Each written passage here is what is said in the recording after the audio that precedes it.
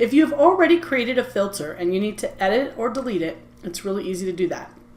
We're going to use this example here. I created a filter so that any emails from this email address would be marked urgent with this label and show up just like this in my inbox. But now if you notice, this Joanne Schmutz is sending me an email and it's not marked urgent. And it's because this one is actually a different email address. So I want to add this one to that filter.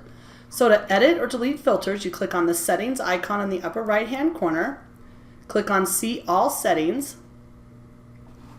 go to the 5th tab over that says filters and blocked addresses. You will see all of the filters you have created here. You would just click on delete if you wanted to delete the filter. It doesn't delete your emails. It just puts them into the archive. So you don't have to worry about losing the emails that are in that filter.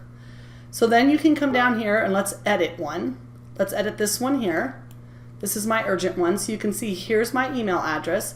And I can either go to the end or I can come to the beginning, depending upon if you have, like, I use a filter like this for all my shopping emails that I get. So instead of having multiple filters for each one of them, every time I sign up for some new coupons or whatever, I just come in here and I come to the beginning and I type the new email address that I want to add to this filter, hit the space bar, type the word or, and hit the space bar again. So there's a space in between the two different emails with the word or. You can also change any other settings here in your filter. Click on continue. I like this filter just how it is now. That was my only change. But if you decide now that you're like, oh, I do want these to skip the inbox, or I want to mark them as read, you can make any changes here you want. Before you click on that update filter, don't forget to check this box at the bottom that says also apply filter to the 22 matching conversations. So it's going to find any of the messages that email has sent, and it's going to add them to this filter. Then I click on update filter.